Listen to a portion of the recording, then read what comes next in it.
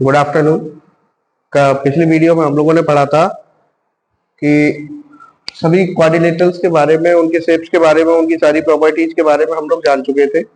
अब हम लोग पढ़ेंगे कि इनका पेरीमीटर क्या होता है, इनका एरिया क्या होता है।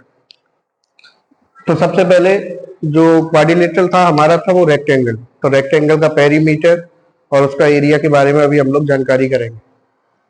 तो रेक्टेंगल जो होता था वो कुछ इस तरीके से बनता था। इसकी आमने सामने की जो अपोजिट साइड्स होती थी वो हमारी इक्वल होती थी और पैरेलल भी होती थी। अगर बेटा हम इसको L माने और इसको B माने तो सामने वाली जो साइड होगी वो भी L होगी और इसके अपोजिट जो साइड होगी वो भी B होगी। ठीक है, तो सबसे पहले हम इसका पेरीमीटर निकालते हैं। तो पेरीमीटर ऑफ रेक्टेंगल,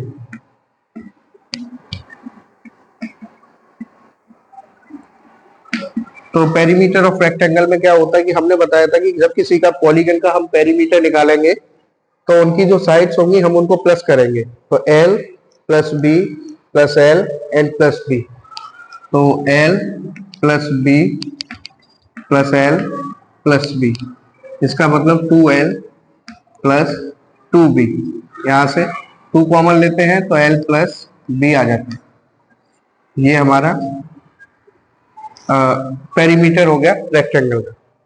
अब एरिया ऑफ अ रेक्टेंगल, तो रेक्टेंगल का जो एरिया होता है वो होता है L into V, L into B.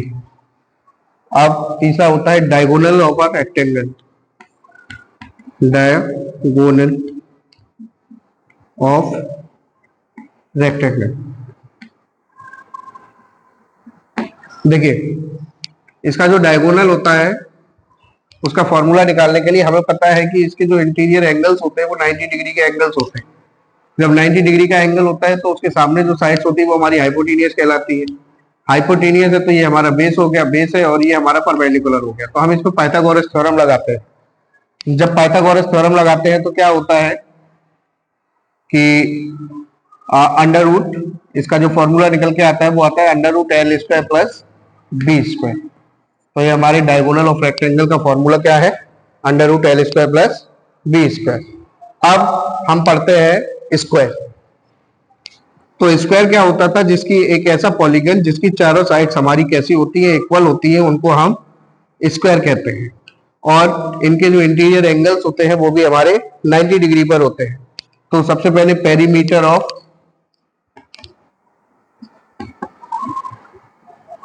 Square, तो जो स्क्वायर का पेरीमीटर होता है हमने बताया है कि सम ऑफ ऑल साइड्स। तो ऑल साइड, अब इसकी अगर हम साइड ए मान लें तो ये भी ए होगी, ये साइड भी ए और ये साइड भी ए। तो पेरीमीटर ऑफ स्क्वायर का फॉर्मूला क्या हो गया? 4 इंटू साइड।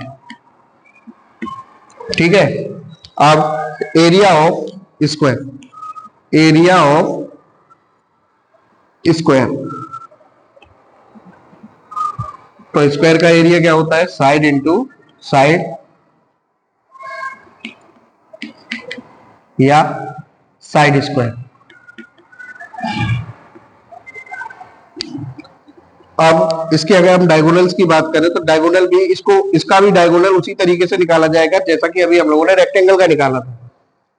तो रेक्टेंगल का डायगोनल क्या था कि ये हमारा 90 डिग्री का एंगल होगा, इसके सामने ये हाइपोटेनियस होगी और ये हमारी क्या होगी? बेस होगा, और ये परपेंडिकुलर होगा। तो इसमें पाइथागोरस थ्योरम हम इसमें भी लगाएंगे। जब पाइथागोरस थ्योरम लगाएंगे तो डायगोनल ऑफ स्क्वायर हमारा फॉर्मूला बन के आएगा अंडर रूट ए स्क्वायर प्लस ए स्क्वायर, मतलब 2a स्क्वायर अंडर रूट के अंदर है ये। तो a स्क्वायर है तो यहां से a बाहर निकल आएगा और ये अंडर रूट 2 हो जाएगा। मतलब इसका जो फॉर्मूला बनेगा वो क्या बनेगा? Under root 2 into side.